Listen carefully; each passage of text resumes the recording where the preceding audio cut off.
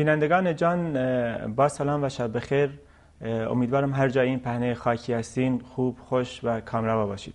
خوشحالیم که بار دیگه در برنامه گفتگوی ویژه میهمان شما هستیم. پیشتر همچنان که قول داده بودیم در ادامه بحث‌های مربوط به انتخابات دور نهم مجلس شورای اسلامی ما امشب یک برنامه نسبتاً ویژه داریم که در دو بخش تهیه و تدارک دیده خواهد شد و تقدیم خواهد شد. بخش اولش امشبه که ما به بررسی تکنیک‌های مقاومت مدنی و اقدام مدنی در این بره از زمان و در مورد اختصاصا در مورد انتخابات مجلس شورای اسلامی خواهیم پرداخت و سعی می‌کنیم پلی بزنیم بین این سبک از مبارزه، این سبک از مقاومت و تحریم فعال انتخابات.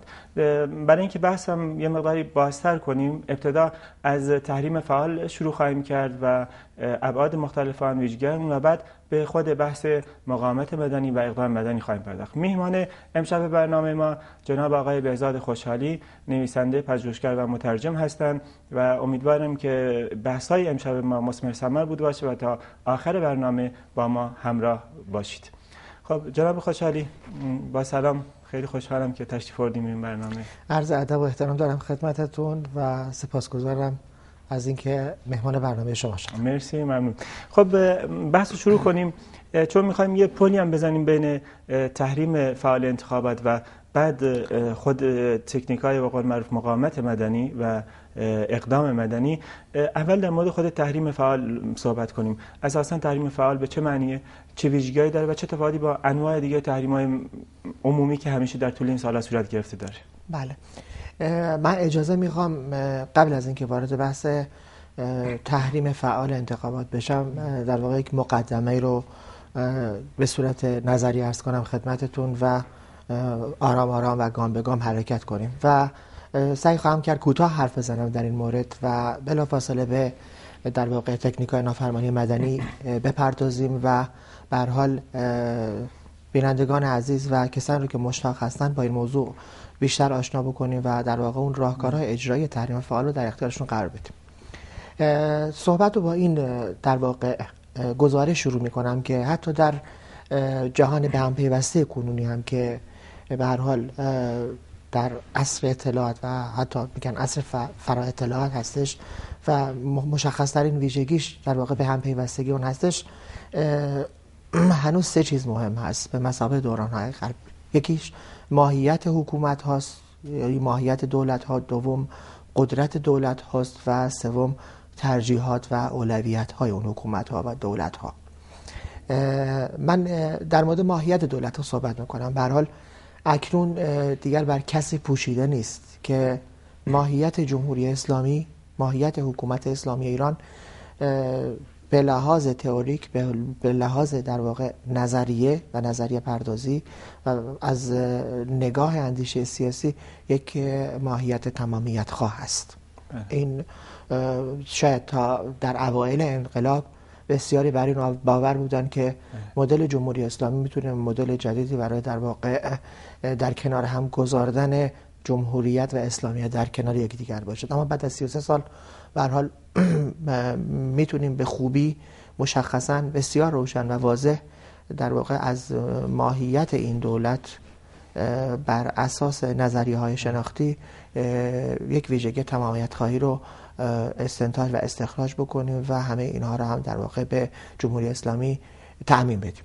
این نکته اول. نکته دوم در مورد قدرت دولت ها هست که در واقع میان دو دامنه قدرت به مثابه پاور و استاتس به معنای شأن و منزلت اکنون باز هم می شود دید بعد از 3 دهه از وجود، حضور و نمایش جمهوری اسلامی به مثابه یک نظام حکومتی، جمهوری اسلامی هر چه گذشته است در واقع بر روی کرده قدرت مدار و قدرت محور خودش افزوده و از قدرت شأن و منزلتش هم کاسته شده تا جایی که امروز گفته میشه که در ایران جمهوری اسلامی در داخل کشور مشروعیت سیاسی خودش رو به طور کامل از دست داده و در پهنه و عرصه بین الملل هم در واقع تابعیت سیاسی و به تعبیر دیگر حتی تابعیت عقلی خودش رو هم از دست داده که به هر حال این از دست دادن تابعیت عقلی هم در واقع باز هم ویژگی نظامیت‌های تمامیت خواه هست که در واقع میتونیم مورد دوم به مورد اول که ماهیت دولت‌ها هست گره بزنیم. مورد سوم به هر حال ترجیحات دولت‌ها هستش.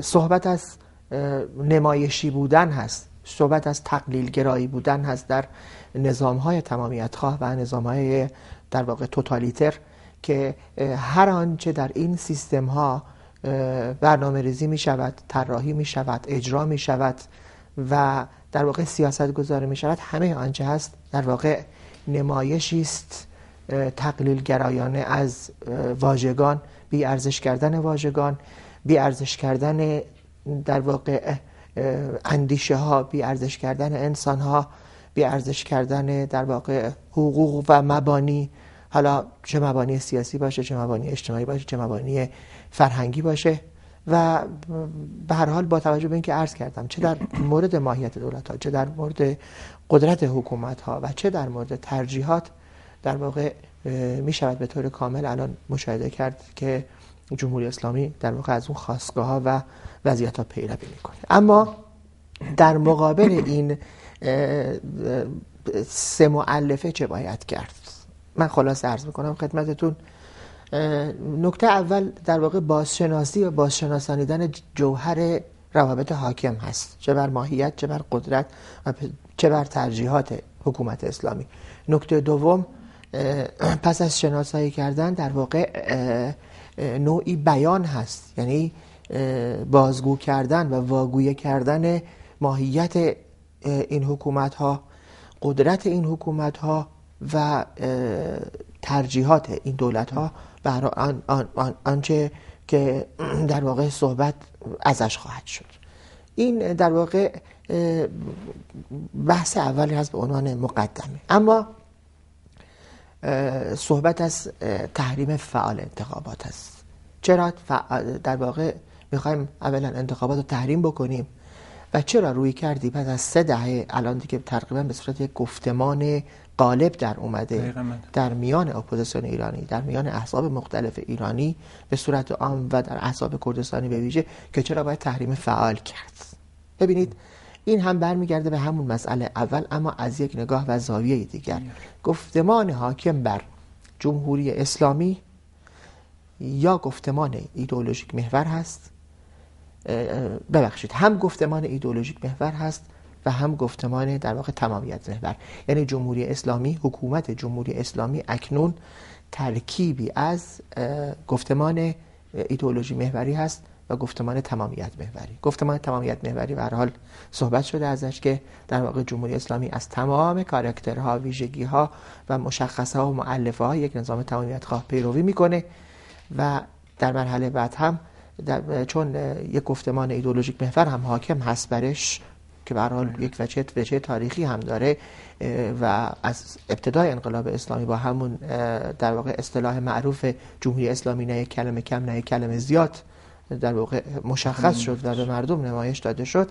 به هر حال این گفتمان ایدئولوژیک محور در واقع از دیدگاه‌ها و بایدنگاری‌ها و هنجارمندی‌های ایدئولوژیک پیروی میکنه و تفاوتی که با سایر نظام‌های تمامیت خواه داره، تفاوت عمده، ویژه و در این حال بسیار هم هراسناک هست، این هست که این نظام توتالیتر به مثابه تمام نظام‌های توتالیتر از ضابطه‌مندی‌ها، از هنجارمندی‌های بایدنگاری و ایدئولوژیک پیروی می‌کند، اما همه آنچه رو که دارد در قالب آیینی می‌ریزد و این رو در واقع به خدا منتسب می‌کند و این منتسب کردن وضعیت به خدا در نهایت به این می‌انجامد که به هر حال تعریفی از ولایت فقیه خواهد شد، بعدترش به ولایت مطلقه فقیه در واقع منتج میشه و در کنار این واژگان منظومه از واژگان و اصطلاحاتی تر خواهد شد که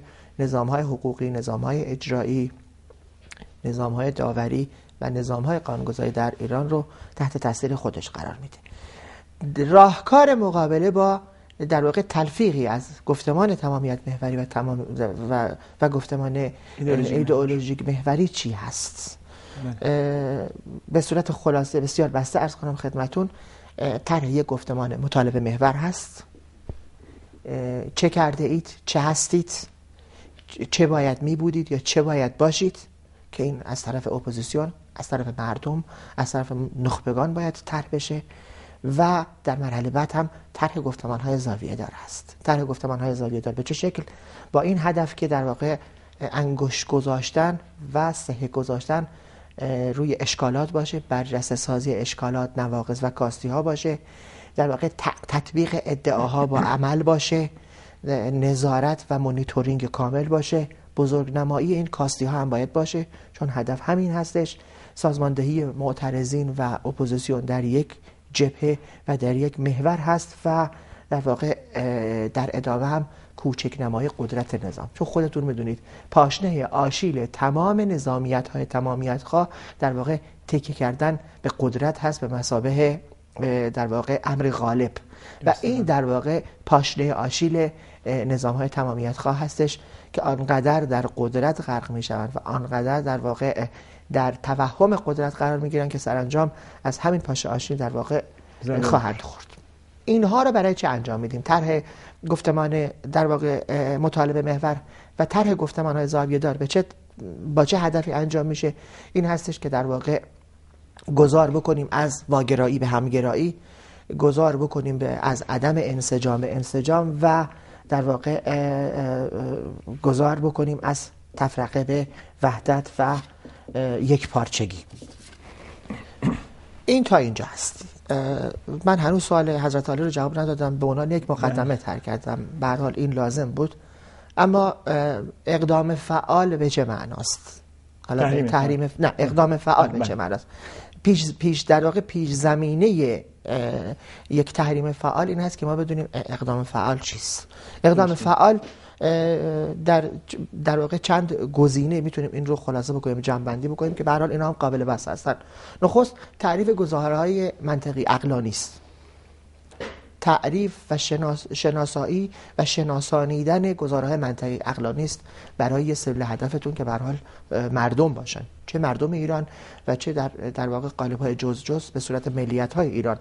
بعد در کنار استدلال‌های عقلانی، استدلال‌های عقلانی هست، در واقع دلیل آوردن و مواجهه‌های عقلانی هست.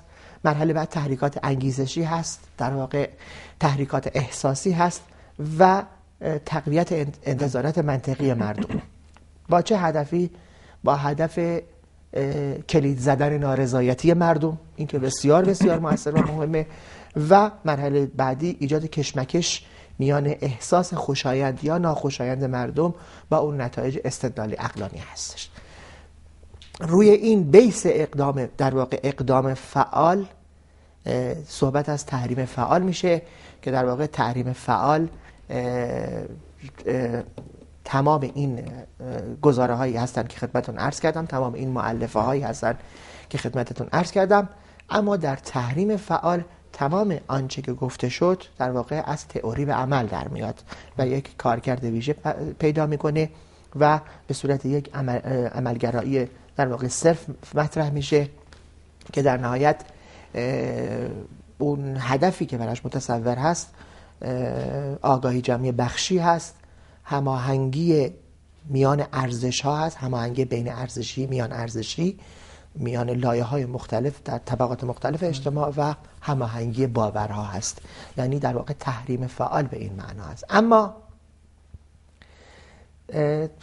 وقتی به مرحله تحریم فعال به صورت عملیاتی میرسیم و این تحریم فعال در واقع منظور از فعال بودن نوعی کنشگر بودن هست، نوعی در واقع کنشگری هست که این کنشگری در واقع باید لحاظ بشود و در واقع تمام برنامه‌ریزی ها از تصمیم گیری، پلان بندی، ذهنیت سازی تا مرحله اجرا عمل در واقع در این چارچوب و قواره باشه، باید کاری کرد که جمهوری اسلامی چالشی برایش ایجاد بشود که در واقع هر انتخاباتی، هر مناسبتی، هر در واقع حتی نهادسازی که خود جمهوری اسلامی انجام می شود، این به صورت بالقوه براش تبدیل به بحرانی بشود که این بحران در واقع از لحظه‌ای که کلید زده میشه تا مناسبت بعدی، تا موقعیت بعدی، تا شرایط بعدی ادامه پیدا بکنه، تشدید بشه، مداوما در واقع نیرو بگیره، قدرت بگیره، غنیسازی بشه و دوباره جمهوری اسلامی رو به بحران دیگر، به چالشی دیگر و به وضعیت دیگر بندازد.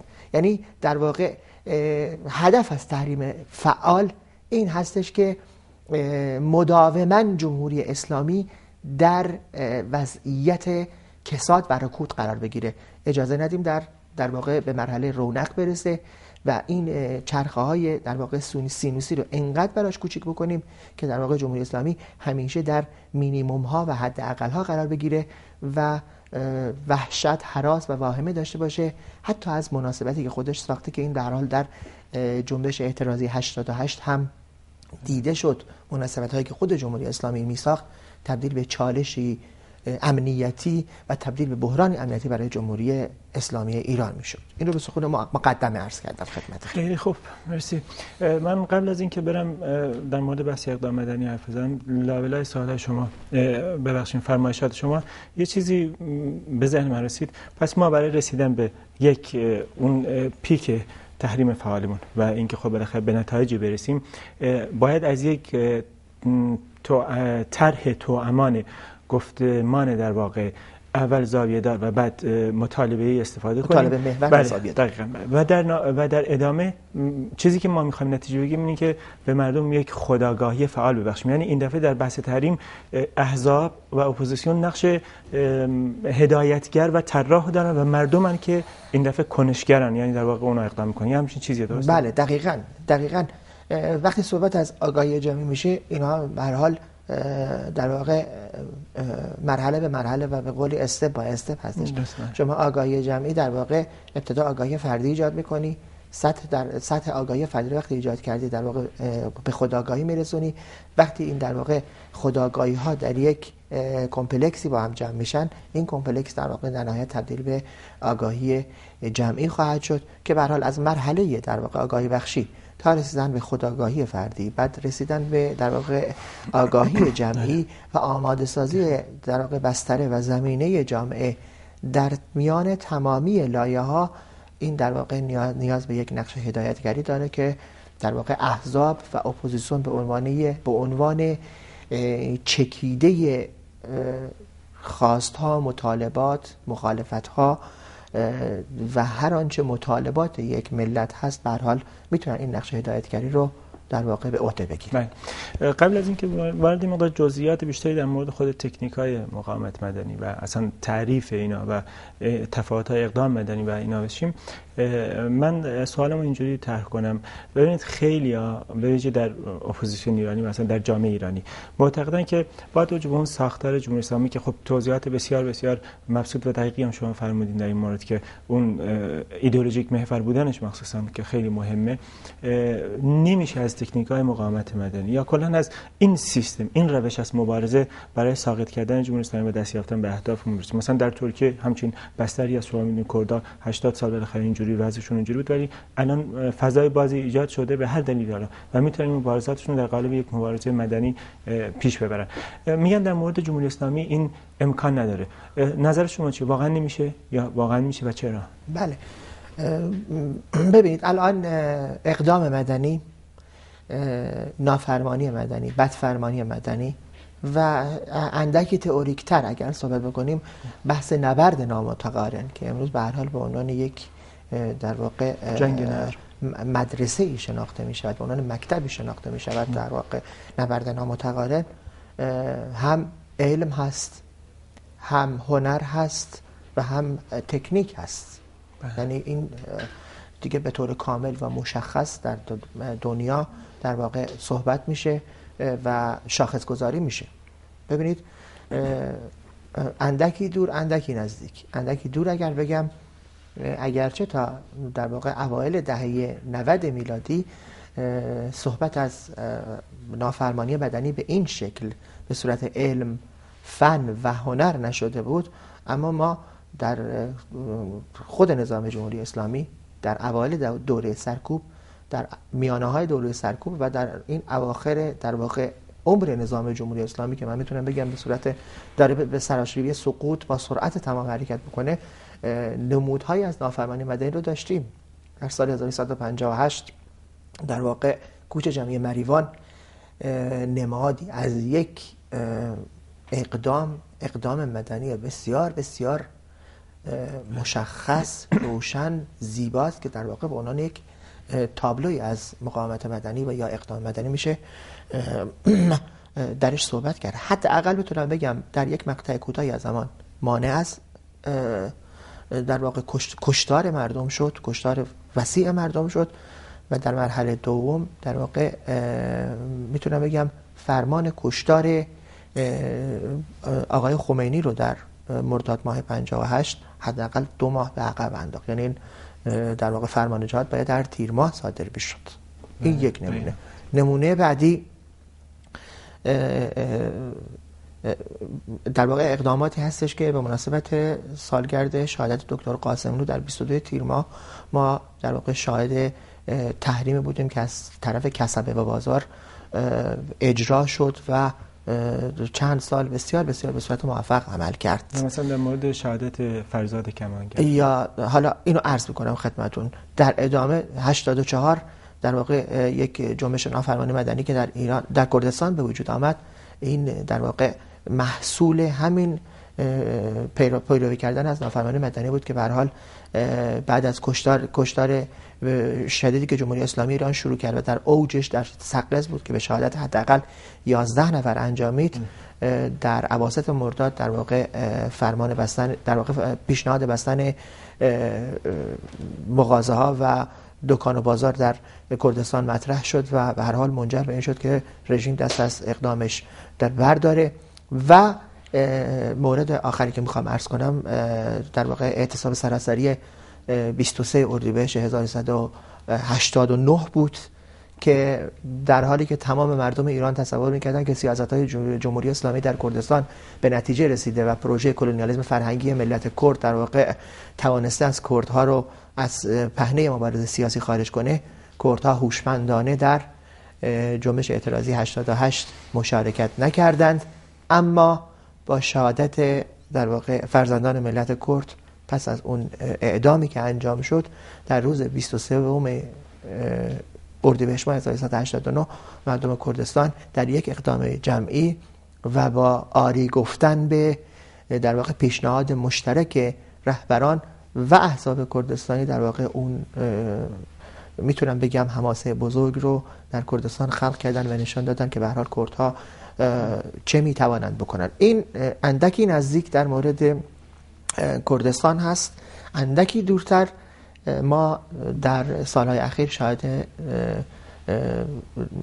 ورود یک در واقع اصطلاح جدید به مفاهیم حوزه علوم سیاسی، علوم اجتماعی بودیم، به نوع انقلاب‌های رنگی، انقلاب‌های مخملی که نمونهش در گرجستان، نمونهش در اوکراین، نمونهش در واقع قرقیزستان رو به شکل بسیار بسیار مناسب میتونیم ببینیم. حتی یک نمونه دیگری هم که باز به لحاظ زمانی کمی دیرتر هست، نمونه رومانی هست که این هم نمود بسیار بسیار قشنگی از تکنیک‌های نافرمانی مدنی بود که به هر حال منجر به سقوط دیکتاتورها شد در کمترین در واقع زمان ممکن.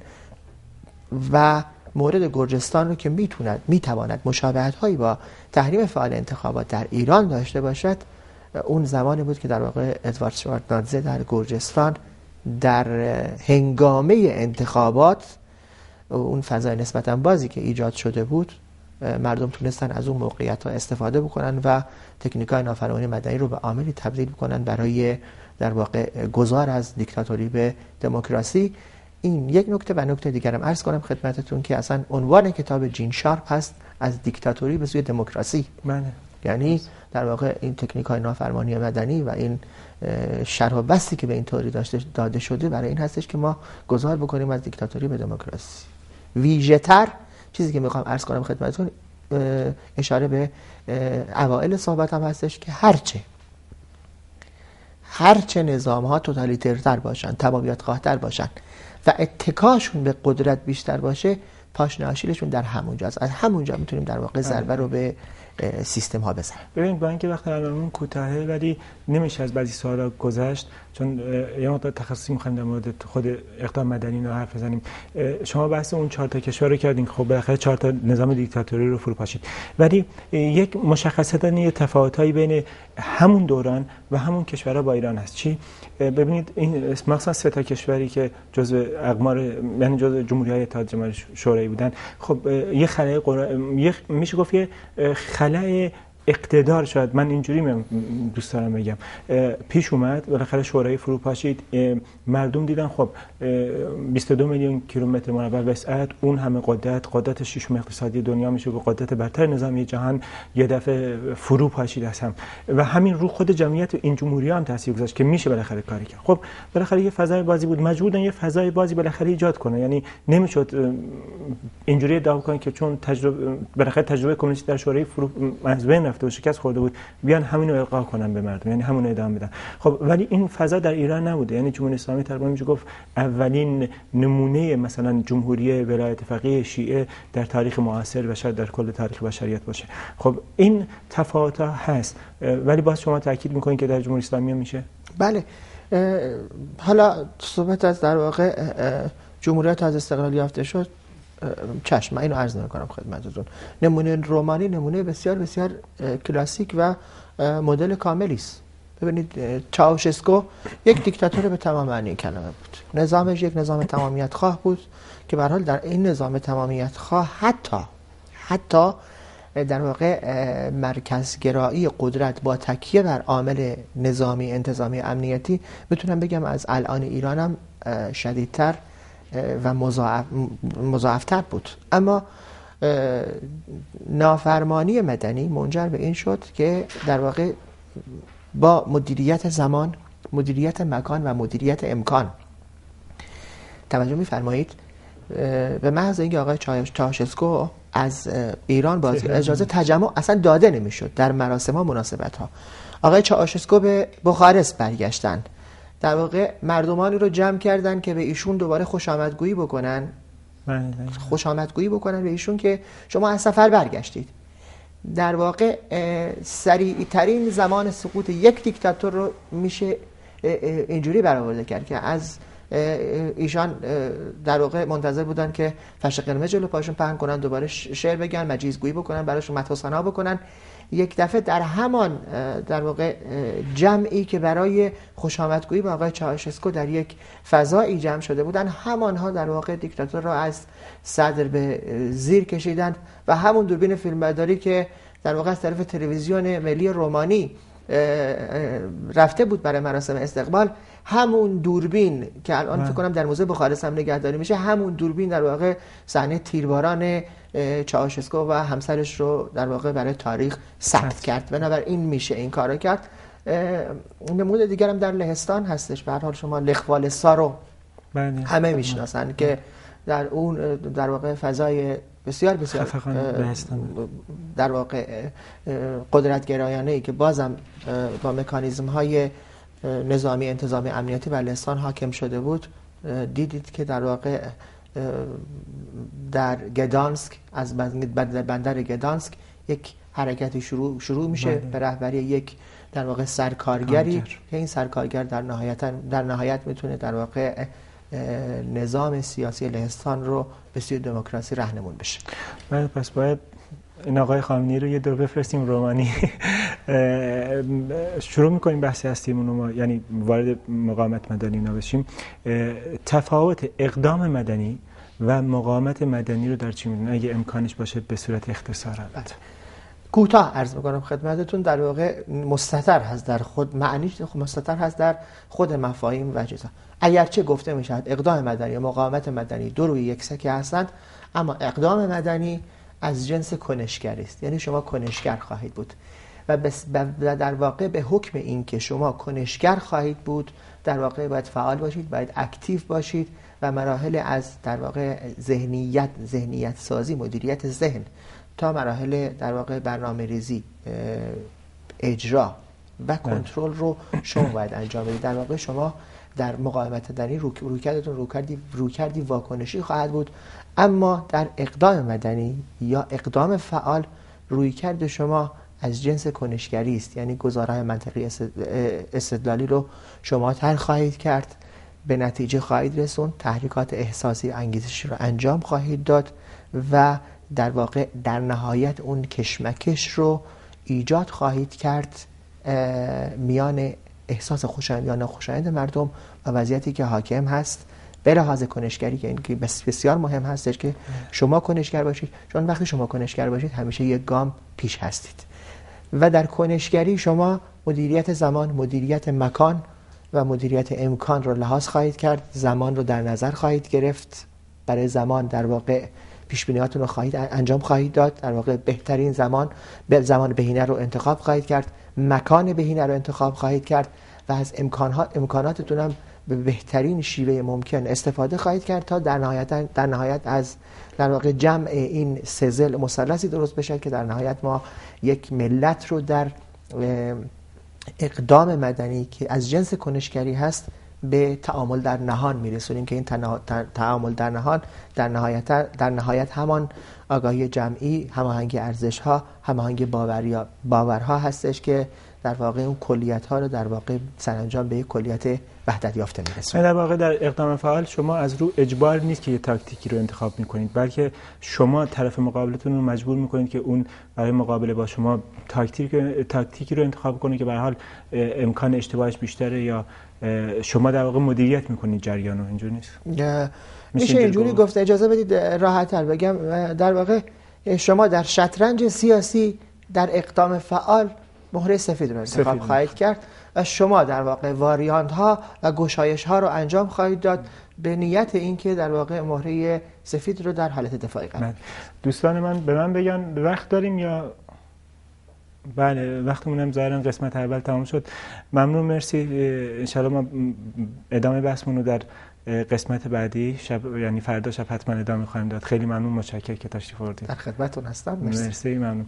بینندگان عزیز، بینندگان جان، به پایان بخش اول رسیدیم از این برنامه. فردا شب ان شاءالله بخش دومش هم تقدیم خواهد شد که به بررسی تکنیک‌ها و به یه جور یک بحث آموزشی خواهد بود. خوشحالیم که در خدمت شما بودیم و شادمان از این که ما را تا این لحظه از شب و تا انتهای برنامه همراهی کردین. روزگاران بر شما خوش، در هر جای دنیا هستین شاد و سرفراز باشید و بدرود.